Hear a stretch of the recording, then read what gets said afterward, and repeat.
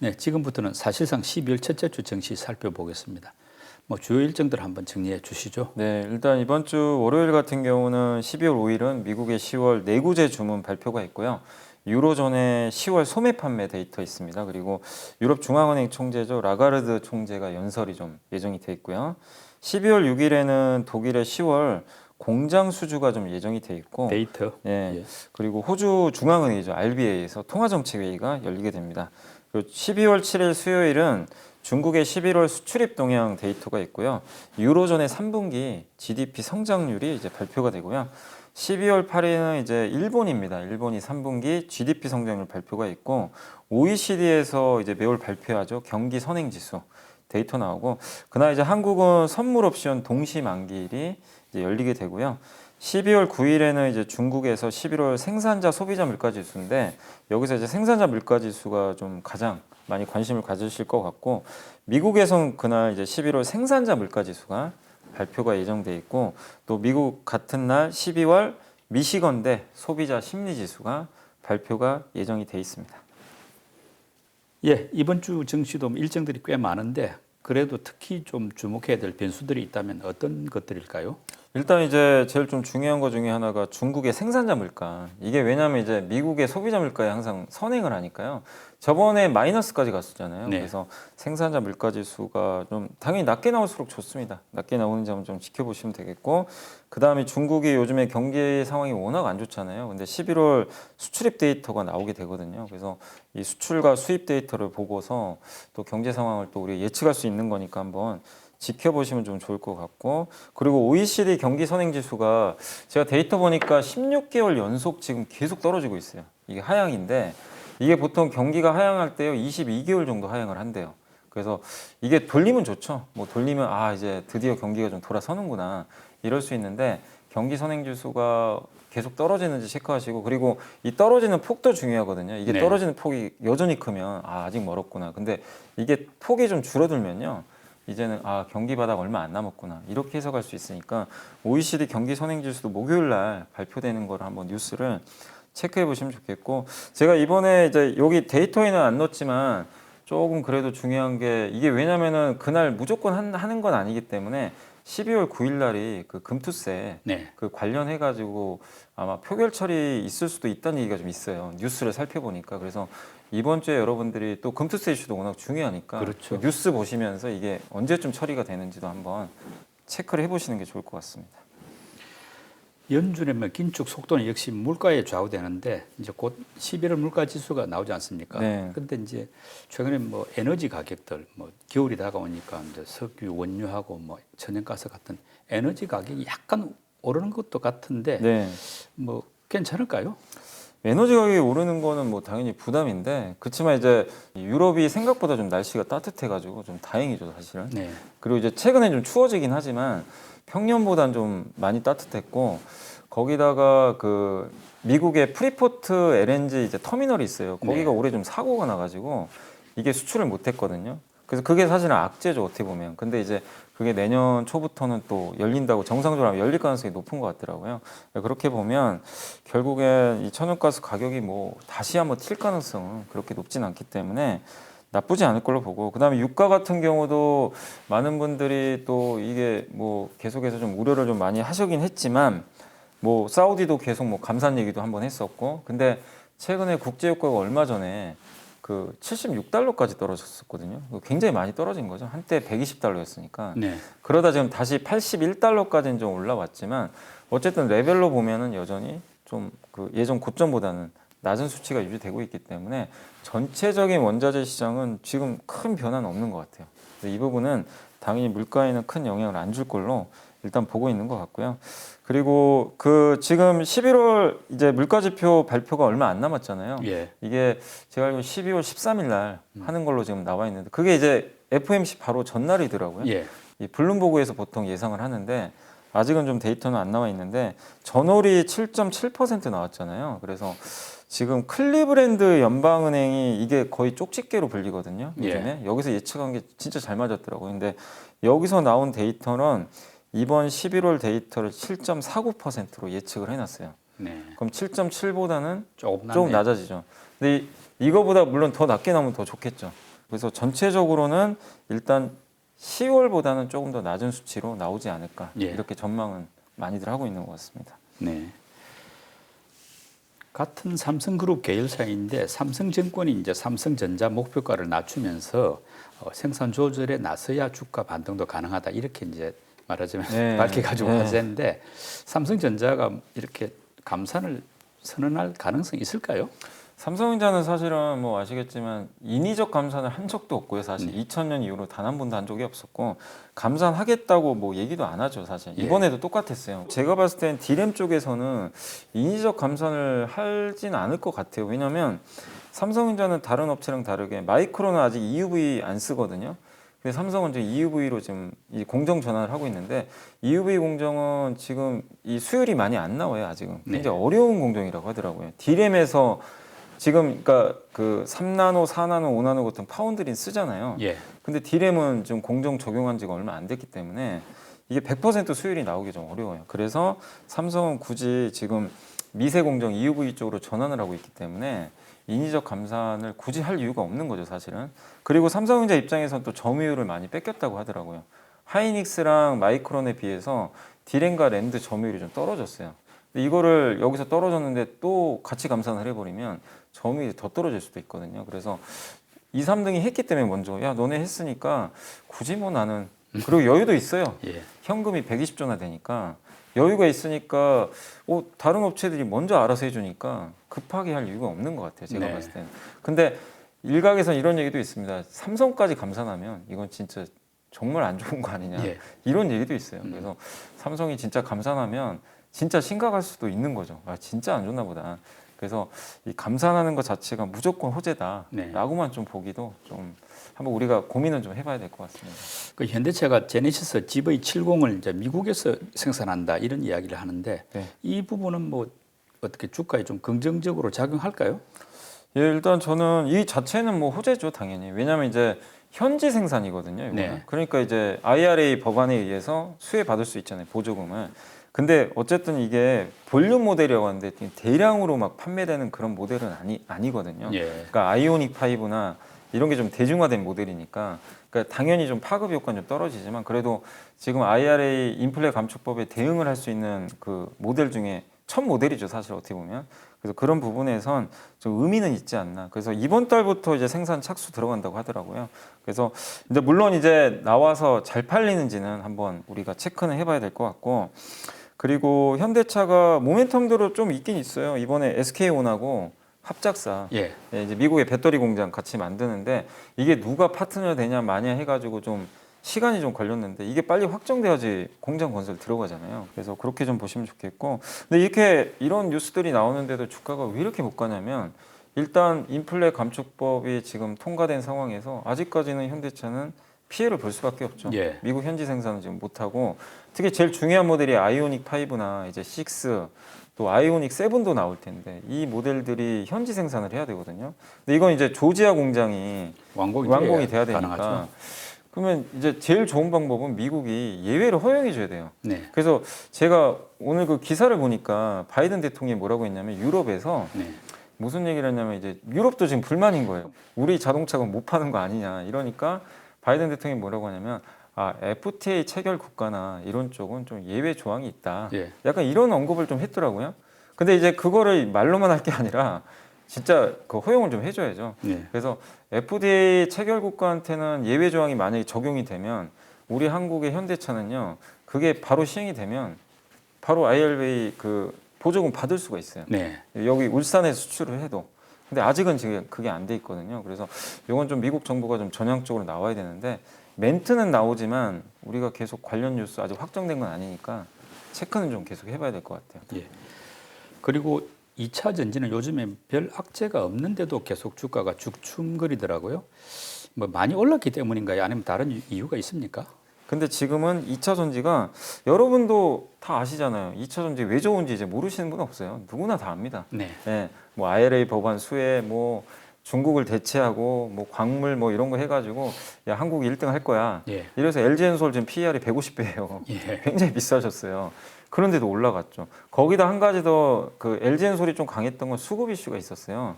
MSCI에서 그 비중이 늘어났어요. 네. 그래서 11월 30일 날 리밸런싱 한 날 아마 기억하시겠지만 외국인이 많이 샀을 거예요. 근데 그 이벤트 끝났죠, 사실은. 수급 이슈까지 끝나버리고. 그래서 지금은 2차 전지가 나빠서 빠진다 이런 게 아니라 오를 만한 지금 이제 뉴스가 없는 거죠, 최근에. 새로운 뉴스나 그런데 주가는 좀 비싸고. 그래서 그걸 좀 시키는 과정이다. 네. 라고 보시면 되겠습니다. 그래서 2차 전지 보유하신 분들은 좀 이거는 극복을 해야 돼요. 이게 모든 섹터가 다 비슷해요. 오르고 나서 횡보하는 게 다음을 이제 기약하는 건데 그게 새로운 모멘텀이 안 나오면요, 이게 늘어지게 됩니다. 아니면은 주가가 한번 확 빠져서 싸지든가 이 둘 중에 하나가 나올 때 다시 올라가는데 지금 2차 전지는 어쨌든 그런 과정에 있지 않나. 그래서 보유하신 분들 입장에서는 저는 아직은 괜찮은데 재미는 좀 없을 수 있는 단계에 진입은 했다. 이렇게 좀 생각을 해주시면 좀 좋을 것 같습니다. 네.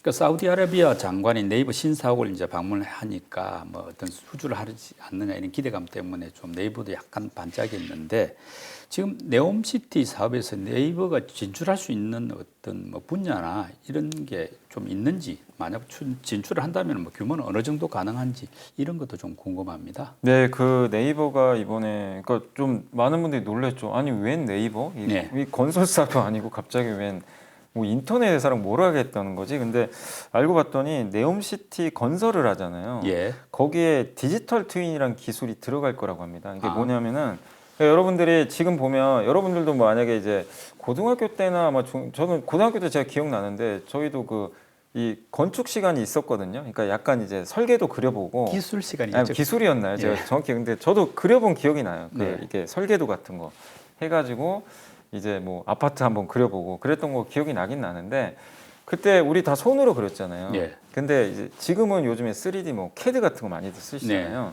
근데 도시 전체를 미리 그려보는 거예요. 아. 이 어떻게 보면 메타버스처럼 예, 예. 가상 공간에다가 그 디지털로 트윈, 그러니까 쌍둥이란 얘기죠. 예, 예. 실제하고 똑같은 예. 거를 먼저 만들면 실수를 줄일 수 있죠. 아, 여기서 이게 필요하고 굉장히 효율적으로 만들 수 있잖아요. 그다음에 예산도 이 정밀하게 나올 수가 있고.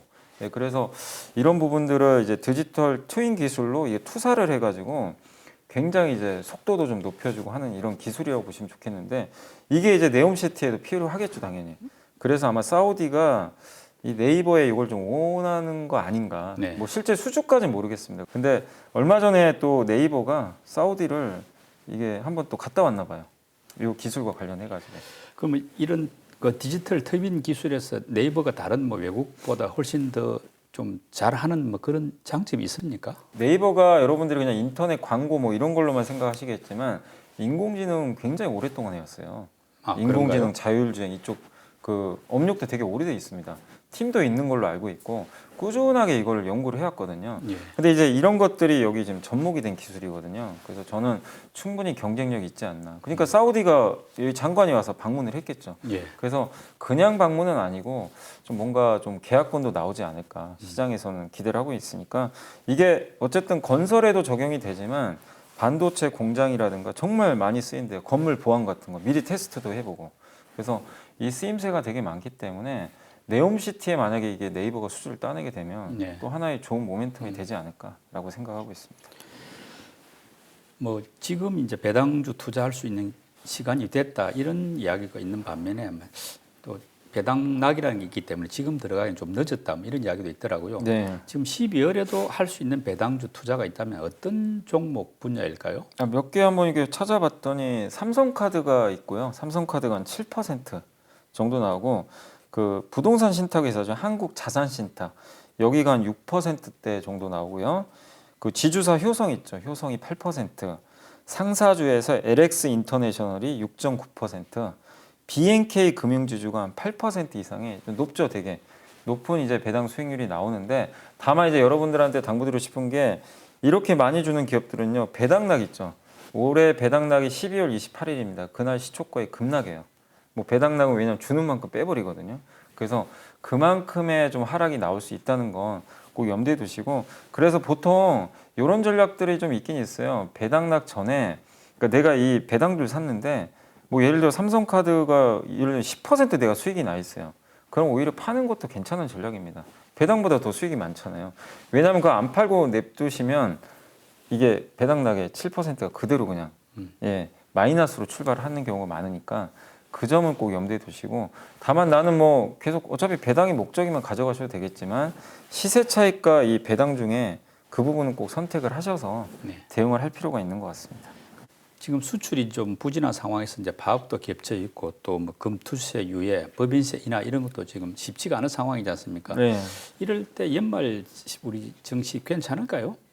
일단 저는 뭐 코스피 쪽은 나쁘진 않을 것 같고요. 코스피는 왜냐면은 일단 우리나라 대부분 코스피 이 제조기업들이 다 대부분 수출 위주고 또 글로벌 경기 따라가잖아요. 근데 지금 보시면 물가 안정화되기 시작했죠. 이제 미국 연준도 금리 속도 줄이죠. 달러 약세로 좀 가고 있죠. 거기서 중국마저 리오프닝 하니까 이 네 가지만 봐도요, 방향은 바뀐 건 맞아요. 그럼 당연히 코스피 쪽은 부정적으로 볼 이유는 없습니다, 굳이. 네. 그래서 저는 괜찮다고 보고, 그리고 코스피가 지금 2,400 만약 50 기준이면 네. PBR 기준으로 한 0.9배 정도 되거든요. 0.9에서 95배 사이인데 비싸다고 할 수 없는 지수대죠. 아직 한 배가 안 되니까 여전히 좀 저평가인데, 다만 이제 좀 코스닥은 조금 걱정은 되는 게 연말에 항상 우리 그 대주주 뭐 양도차익 과세 해가지고 연말마다 뭐 물량 나오잖아요. 네. 거기다 아직 금투세도 결론이 안 났으니까 시장 참가자분들 개인 비중이 높잖아요. 그래서 안 살려고 하신 분도 분명히 있단 말이에요. 아, 이거 좀 불안하다. 어떻게 될지 모르니까. 그래서 코스닥은 세금 문제 때문에 좀 변동성은 좀 일부 나올 수는 있다. 그래서 코스피는 크게 뭐 그런 건 없겠지만 코스닥의 변동성은 조금 유의하실 필요는 좀 있지 않나. 저는 그렇게 좀 보고 있습니다. 만약에 기대대로 이제 연말에 산타랠리가 나온다 한다면은 어떤 업종 분야가 조금 더 유력해 보입니까? 일단 그래도 연말까지 본다면 그래도 좀 낙폭과대 기업들이 좀 괜찮지 않을까. 그동안 많이 오른 기업들은 좀 쉬어갈 가능성이 높고요. 그래서 연말 보면 좀 낙폭과대주 중에서는 가장 대표적인 게 그래도 좀 게임주들, 게임주나 좀 컨텐츠 기업들이, 왜냐하면 이게 뭐 금리가 좀 꺾이는 것도 있지만 중국이 좀 규제 완화가 좀 시작이 됐고요. 한한령 뭐 해제한다 이런 얘기 있고, 중국이 한때 게임을 뭐 아편이다 예. 이렇게 했는데 요새 갑자기 말을 싹 바꿔버렸잖아요. 그래서 게임 규제 이슈가 좀 많이 풀릴 것 같아서 괜찮고, 게임 말고도 뭐 드라마나 네. 뭐 엔터주들도 나쁘지 않을 것 같고, 또 중국이 완화할 때 또 좋아지는 업종 중에 하나가 그 카지노. 예. 예, 중국인들도 결국엔 이제 한국에 언젠가는 이제 들어올 날이 이렇게 멀진 않은 것 같아요. 그래서 카지노 쪽도 좀 나쁘지 않을 것 같고, 또 중국 얘기를 자꾸 해드리는 게 결국 지금 제일 중요한 이벤트가 중국이 푸는 거거든요. 예. 그래서 그게 풀 때 가장 큰 수혜를 받는 소비재 섹터가 그 스마트폰 쪽으로 좀 보고 있어요. 중국의 스마트폰도 너무 안 팔렸거든요. 네. 그럼 여기서 더 나쁠 게 사실 있겠냐? 그렇게 보면 우리나라 IT 부품 회사들, 네. 중국 스마트폰 비중이 높은 네. 이런 쪽들이 좀 괜찮지 않을까. 그래서 뭐 이건 또 반도체하고도 연결이 되니까, 그래서 예. 반도체 소부장까지 해서 이런 섹터들이 그래도 한번 좀 괜찮지 않을까라고 예상은 좀 하고 있습니다. 초보 투자자들을 위한 팁 제공 순서 연벌리의 보고서, 오늘은 어떤 내용 준비해 오셨습니까? 예, 이거 이제 23년도 전망 시리즈인데요. 그 메리츠 증권의 양승수 연구원님이 IT 전반적으로 좀 내년 전망을 좀 해준 자료니까 한번 좀 말씀드리고 싶고, 제목은 리빌딩이라고 이렇게 써놨더라고요. 그래서 첫 번째가 스마트폰 시장 전망을 했는데 상저하고다. 그리고 스마트폰 시장이 엄청 좋다 이 얘기를 하는 게 아니라 너무 안 좋았잖아요, 그동안. 근데 스마트폰 시장이 반전을 기대하는 이유 중에 하나가, 보통 연말 되기 전에 내년도에 좋아질 걸 생각해서 이 스마트폰 만드는 업체들이 미리 재고를 쌓아놓는데요. 부품 재고를 미리 이렇게 주문을 해가지고 쌓아놓는데, 근데 올해는 다르대요. 워낙 경기가 안 좋고 막 이러다 보니까 내년에 대한 전망도 사실 별로 안 좋아요. 지금 스마트폰 세트 업체들도 마찬가지고, 그러다 보니까 지금 부품 재고를 안 쌓아놨대요. 부품 재고를 안 쌓아놨다는 얘기는 뭐죠? 내년에 설사 안 좋아도요, 그 오더컷이라고 그러죠. 이 부품 축소가 주문 예. 취소. 근데 올해는 그게 지금 없다고 합니다. 그러니까 부품 주문도 아직 없는데 내년에 설사 안 좋아도 뭐 재고 뭐 크게 부담도 없고, 근데 내년의 변수가 결국 중국이 언제 리오프닝 완전히 하느냐잖아요. 근데 그게 진짜 가시화되면 적어도 올해보다는 내년에 수요가 늘겠죠. 예, 그걸 좀 보고 있는 것 같더라고요. 그러면 적어도 잃을 건 없지 않냐, 중국 스마트폰 쪽에 대해서. 그래서 내년에 한번 반전을 기대한다, 스마트폰 쪽. 그래서 일단 스마트폰 섹터도 좀 긍정적으로 보고 있는 것 같고요. 그다음 두 번째가 MLCC 쪽인데, MLCC 쪽도 비슷해요. 사실 MLCC 대부분이 스마트폰에 많이 들어가잖아요. 그래서 이 스마트폰 기저 효과 나오지 않을까 해서 MLCC도 좀 내년에 좀 다크호스로 보고 있고, 그리고 MLCC는 또 한 가지 더 있는 게 이제 자동차에 많이 들어가요. 네. MLCC가. 자율주행. 네, 자율주행 뭐 있죠. 맞습니다. 그래서 일본의 TDK라는 MLCC 회사가 올해 유일하게 주가가 진짜 좋았어요. 근데 이 회사는 자동차 비중이 43%나 된다고 합니다. 삼성전기가 한 10% 되거든요. 그러니까 이제 무라타나 삼성전기처럼 스마트폰 쪽 비중이 높은 회사는 안 좋았어요. 실적이나 주가가 이게 많이 빠졌는데 TDK만 영업이익률도 좋고 올라갔다. 근데 이제 많은 업체들이 다 따라갑니다. 자동차용 쪽으로 늘려가니까. 그래서 내년엔 더 비중이 늘어나겠죠. 그래서 그쪽 시장이 커지니까. 네, 커지니까 예. 점점 더 커지겠죠, 사실은. 그래서 삼성전기도 이제 스마트폰 쪽 별로 나쁠 게 없는 상태에서 자동차용 늘어나니까 MLCC 좋아질 거 아닌가. 이렇게 좀 보고 있는 의견인 것 같고, 세 번째 이슈는 애플이 아이폰 15의 폴디드 줌이라고 해요. 카메라를 바꿀 거래요. 이제 뒤에 이 DSLR 카메라는 이렇게 이 동그란 데다가 이게 렌즈 달아가지고 막 이게 줄였다 내렸다 광합줌을 하잖아요. 예. 근데 그거를 스마트폰에 달 수는 없잖아요. 예. 여기 달면은 모양이 안 좋으니까 그거를 이 안으로 넣어버려요. 눕혀가지고. 내장을 네. 한다. 예. 그게 폴디드 줌인데 예. 그거를 탑재할 거라고 하더라고요. 그러면 우리나라 IT 그 카메라 회사도 이거 만들고 있거든요. 그래서 그쪽 기업들이 수혜를 받지 않을까. 그래서 애플 관련해서 카메라가 바뀌는 부분에 있어서 수혜주 보시면 좋겠고, 그래서 여기 VR 뭐 AR 기기도 있겠지만 이런 그 카메라 시장 한번 보시고, 또 전장용 카메라 있죠. 자동차에 들어가는. 예. 이 시장도 커지니까 그 두 가지 측면에서 여기는 아예 기업을 적어주셨더라고요. LG이노텍, 삼성전기, MC넥스, 세코닉스, 뭐 파트론 이런 기업들이 여기 좀 포진이 돼 있으니까 참고를 하시면 좀 좋을 것 같고, 그리고 VR, AR 기기도 좀 보급이 확산될 것 같다. 이런 내용 나와 있는데 거기 관련된 기업은 뉴프렉스, LG이노텍, 나무가 이 세 개 기업을 꼽아주셨고, 마지막으로 내년에 이제 제일 또 화두 중에 하나 DDR5. 네. 드디어 이제 인텔이 내년에 내놓겠죠, 당연히. 네. 예, 인텔 사파이어 래피드 나오니까 네. 거기 관련된 기업은 TLB, 심텍, 대덕전자, 해성 DS 예. 이런 기업들을 꼽아주셨으니까 내년 IT 업종은 이런 이슈들이 있으니까요. 한번 체크하시면 좋을 것 같습니다. 미국의 11월 물가지수 발표와 또 12월 FOMC가 열흘 앞 남짓 다가왔습니다. 이번 주 증시는 이 같은 대형 변수를 앞두고 눈치 보기 장세가 예상되는데요. 어느 때보다도 신중하고 보수적인 대응이 필요해 보입니다. 윤블리의 비밀로또 오늘 순서 마칩니다. 임 이사님 수고 많이 하셨고요. 또 뵙겠습니다. 네, 감사합니다.